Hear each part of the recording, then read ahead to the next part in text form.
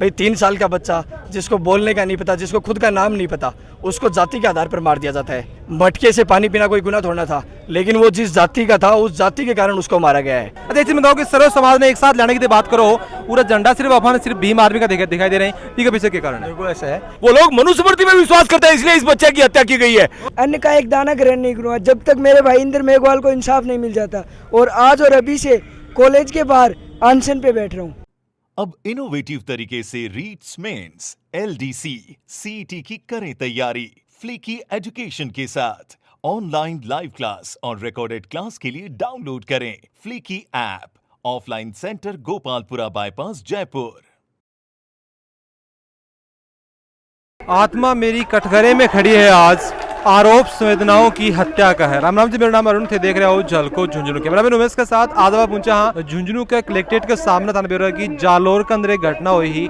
इंद्र मेघवाल करके एक बच्चों 3 साल को, और बताया जाए कि वो मटकी के द्वारा पानी पी लियो भी वजह से बड़े को मास्टर हो भी की पिटाई इतनी करी, और भी की पिटाई होने की वजह से भी की डेथ होगी, भी मृत्यु हो बात कर भी होगी। तो भी के खिलाफ में जो है वो आज नारेबाजी चाले जोरदार रैली निकाली गई है मोरारका कॉलेज से लेके कलेक्ट्रेट तक। ज्ञापन दियो जा रहा है, बस आप पूरी बातचीत करांगा कि वो पूरा मामला है, के बन की मांग है, सारी बातचीत आप करांगा। वीडियो बंद तक बने रहियो।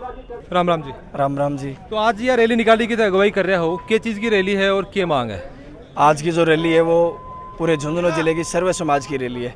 रैली का जो मुख्य उद्देश्य है वो है जालोर के अंदर एक 3 साल का बच्चा इंद्रपाल, जिसकी एक टीचर द्वारा उसके मटके से पानी पीने के कारण उसकी लट्ठी मारकर उसकी जान ली जाती है, और वो भी 23 दिन तक वो अस्पताल के अंदर बिताता है। हमारी सबसे बड़ी मांग है वो है इस राजस्थान सरकार से। इस सरकार से इसलिए मांग है क्योंकि एक व्यक्ति के लग जाने के बाद हॉस्पिटल में 23 दिन भर्ती रहने के बाद भी 23 दिन तक इस सरकार और इस शासन और प्रशासन के लोग उसके ऊपर मुकदमे के ऊपर उसको समझौता करवाने के ऊपर दबाव बनाते हैं। और इस सरकार की आप मानसिकता को पढ़िए। एक और हम ये मानते हैं कि उदयपुर के अंदर बहुत गलत हुआ, वो भी एक बहुत ही झकझोर करने वाली घटना थी, जिसके अंदर 50 लाख रुपए देते हैं और 2 लोगों को सरकारी नौकरी देते हैं। एक सवाल मेरे ये होगा कि बिन घटना से जोड़ने से क्या कारण है? भाई उस घटना से जोड़ने का इसका कारण ये है, परिवार तो सेम का सेम वही है। परिवार और समाज के अंदर जो नैतिकता है वो तो सेम की सेम है। समाज के अंदर जो मानवीय मूल्य हैं वो सेम के सेम है। भाई 3 साल का बच्चा जिसको बोलने का नहीं पता, जिसको खुद का नाम नहीं पता, उसको जाति के आधार पर मार दिया जाता है। और आपने देखा होगा जिस प्रकार से उदयपुर के अंदर जो घटना हुई उसको भी एक सांप्रदायिकरण का माहौल दिया गया था, और इसके अंदर तो एक जाति को टारगेट कर भाई मटके से पानी पीना कोई गुनाह थोड़ा था, लेकिन वो जिस जाति का था उस जाति के कारण उसको मारा गया है। लेकिन एक चीज़ बताओ कि कन्हैया लाल के साथ में बिन जोड़ की बिन 50 लाख को मिलो तो इन भी 50 लाख को मिलो, बिन करोड़ को मिलो तो इन भी के साथ में जोड़ने को कारण मेरे दोबारा समझो एक बार। उसके साथ जोड़ने का कारण आपको बताया ना, सरकार के लिए जो मानवीय संवेदनाएं है, सरकार के लिए तो प्रजा है वो सेम की सेम है, बराबर है। भाई आप नहीं, कई जगह आप देखा है, कई जगह मुआवजा 5 लाख को मिला है, कई जगह 10 लाख को मिला है, कई जगह 15 लाख को मिला है, कई जगह 1 करोड़ को मिला है, समझ, अलग अलग जगह अलग अलग मुआवजा मिला है। 20 से जोड़ने को कारण कौन समझा है मेरा? उससे जोड़ने का मुख्य कारण आपको बता दिया कि सरकार के लिए तो जो प्रजा है वो बराबर है। लेकिन आप एक बात देखो, इस सरकार की नीति को आप नोट करो। उस सरकार ने क्या किया कि जब कन्हैया लाल मरा और उसको मारा गया जिन लोगों के द्वारा, वो बहुत ही निंदनीय घटना थी और एक आतंकवादी टाइप की घटना थी, हम भी मानते हैं। लेकिन उस पर सरकार की आप मानसिकता देखो, सरकार किसके दबाव में थी कि ये लोग उच्च क्वालिटी के लोग हैं, ये उच्च दर्जे के लोग हैं समाज के अंदर, और इन लोगों का बड़ा जो दर्जा है वो अपने खिलाफ होगा। और उसी को टारगेट करते हुए आप देखिए घटना तो जो जालोर के अंदर जिस 3 साल के साथ बच्चे के साथ हुई है वो भी एक जाति को टारगेट तो कर हुई है। भाई जिस बच्चे की जाति के आधार पर उसको मारा गया है, और उस मामले को भी उन्होंने जाति को देखकर ये सोचा कि ये लोग उच्च दर्जे के लोग हैं, सरकार के ऊपर दबाव बनाएंगे। सरकार ने अपनी जो अच्छी मानसिकता दिखाई है कि हम अनुसूचित जाति के लोगों को इस दर्जे का नहीं समझते हैं कि उनको मुआवजा भी उचित दिया जाए, उनको सरकारी नौकरी दी जाए। थारा से मैं जानना चाहूँगा कितनी के गलतियाँ घटना है और क्या थारा आरोप रहेगा सरकार के ऊपर? ये जातीय घटना है, 75 साल आज़ादी के 75 साल बाद में भी लगातार हो रही है।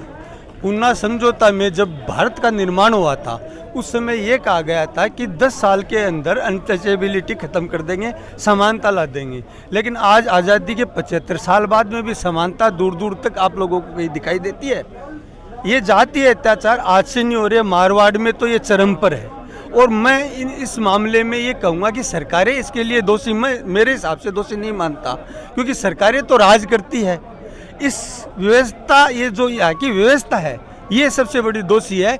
तो बहुजन समाज को जितनी जल्दी हो सके इस धर्मग्रंथों को जला देना चाहिए, छुआछूत अपने आप ही बंद हो जाएगी। अच्छा एक चीज बताओ कि एक तरफ जो हम बात करें कि जहाँ कई बार नारा भी लगाया रहा, कुछ लोग भाषण भी दे रहे हैं, अभी हम कह रहे हैं कि सर्व समाज ने एक साथ में आने की जरूरत है या खयो जा है कि सब एक साथ में आओ।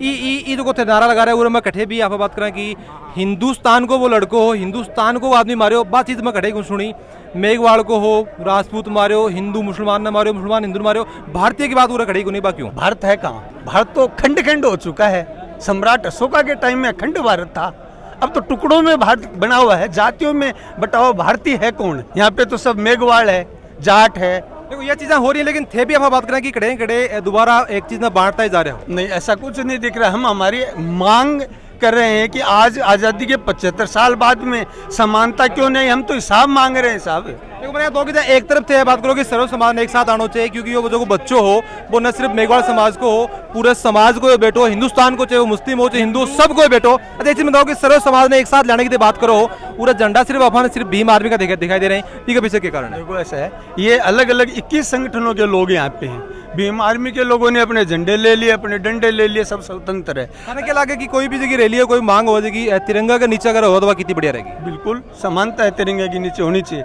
इस सर्व समाज भी के अंडर में आने से भी के साथ में आने से शायद हिचकिचाओ होगा कोने। बिल्कुल तिरंगे के साथ में आना भी चाहिए। और ये नीला झंडा है, आसमान का रंग भी नीला है, तो इसके नीचे भी सब रहते हैं, तो समानता का प्रतीक है ये नीला झंडा जो है। तो इसको वो नहीं लेना, अदरवाइज नहीं लेना चाहिए।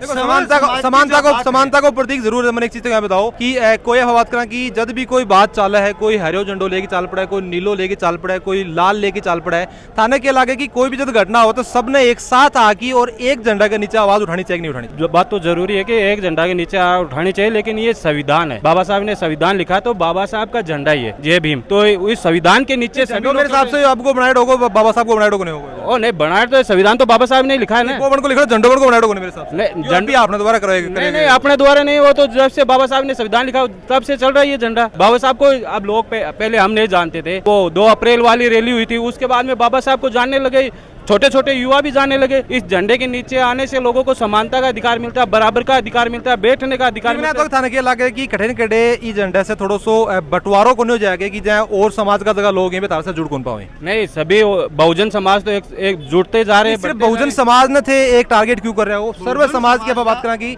सगड़ा समाज ने एक साथ लेने की बात क्यों? तो सभी से कहता हूँ, सभी समुदाय के लोगों से ये कहता हूँ कि नवलगढ़ में ज्यादा से ज्यादा संख्या में पहुंचे, और आपका मानना है एक तिरंगा, तो हम कल आपके तिरंगे के साथ ही सभी समुदाय को एक साथ लेके चलेंगे। मैं तो सभी समुदाय के जातिवाद धर्मवाद जो भी है सभी को निमंत्रण करता हूँ कि सभी पहुंचे, कल एक ही झंडे तिरंगे के साथ हम चलेंगे, और इंद्र कुमार मेघवाल को न्याय दिलाने के लिए चलना है। किसी को वो आरक्षण वो कुछ भी आप सोच रहे हो कि कोटे के लिए कह रहे हैं, ये जो अपन 50,000 की वो मांग रहे हैं, लेकिन हम कहते हैं कि समानता दो, या तो जैसे कन्हैयालाल को दिया। अच्छा एक चीज मैंने बताओ कि अभी एक भाषण में और भी सुन रहे हो रहे, मैं कह रहे हो कि अन सरकार ने उखाड़ की फेंक दो, अपनी सरकार आप लेके आओगा। मैंने बताओ कि ये जो मुद्दो है वो सरकार को है, फिर लोगों की मानसिकता को है कि कांग्रेस बीजेपी ने हटा दो, तीसरी पार्टी ले आओ, जब ये मुद्दा को नहीं होगा। बात ये मुद्दे की है, सबसे बड़ी बात जो आप कर रहे हो, लेकिन जो आपने जो इश्यू रखा है ना, ये they don't faith in constitution, we faith in constitution. वो लोग मनुस्मृति में विश्वास करते हैं, इसलिए इस बच्चे की हत्या की गई है। पहले हिंदू कहिए,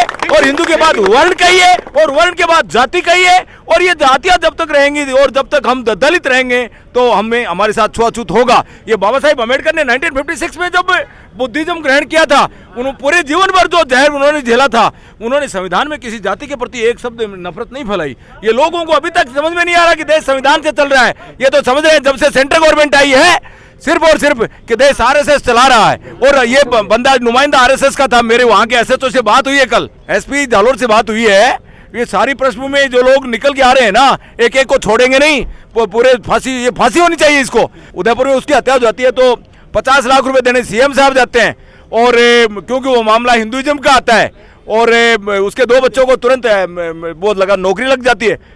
9 या 10 साल का बच्चा, आपका हो मेरा हो किसी का भी हो, जिसको ही डोंट नो अबाउट कास्टिज्म, और उस बंदे को सीधा टिका दो। आप जैसा वीडियो आ रहा है, जिस तरह से हम देख रहे हैं, we are clearly against of Manusmriti, और ये मनुस्मृति मुर्दाबाद। अच्छा एक चीज मैंने बताओ कि अच्छा जो को मुद्दों है जो थाने के इलाके राजनीतिक मुद्दों पर तो कौन जा रहे हो? एक मिनट देखो, आपके मीडियम के माध्यम से कहता हूँ, ये राजनीतिक मुद्दा नहीं है। नहीं अभी ये तो मैं एक समाज भाषण के सुन रहे हो कि अपनी सरकार लेके आनी है, अन्य सरकार ने उखाड़ फेंकनो है, तो कड़े कड़े राजनीतिक मुद्दों को बन तो हो। देखा जाए तो सरकार को करीबन इस शासनकाल में 4 साल होने को जा रहे हैं, और इस 4 साल में पूरे राजस्थान में अगर आप देखोगे दलितों पे अत्याचार चरम सीमा पर। यहाँ हमारे झुंझुनू जिले की बात करें तो यहाँ एट्रोसिटी के इतने मामले हैं जिस पर प्रशासन द्वारा कोई कार्रवाई नहीं की जाती, उस पर ओनली एक FIR लगा के उस मामले को दबा दिया जाता है। तो ये सरकार जिसके निकम्मापने के कारण जैसे सरकार आती है जब वो सबके भले के लिए होती है, यहाँ कोई एक जाति विशेष के लोगों को कोई फायदा पहुँचाती है सरकार। अदर जो दलित समुदाय हैं वो हमेशा पिछड़ा रहा है और उसके साथ शोषण होता ही रहा है। थाने क्या लगा कि तीसरी कोई सरकार आ जाएगी, इतना ध्यान रखे जाओगे? सरकार कोई भी हो जो हमारे दलित हितैषी रहेगी हम उसका समर्थन करें। सरकार कोई भी हो। भाई साहब, मैं इस बच्चे को लेकर मैं इतना आक्रोशित हूँ कि मैं आज और अभी से अन्न का एक दाना ग्रहण नहीं करूँगा जब तक मेरे भाई इंद्र मेघवाल को इंसाफ नहीं मिल जाता। और आज और अभी से कॉलेज के बाहर अनशन पे बैठ रहा हूँ। कौन सी कॉलेज के बारे में? मोरारका कॉलेज। क्या नाम बता रहा हूँ? मनीष कुमार।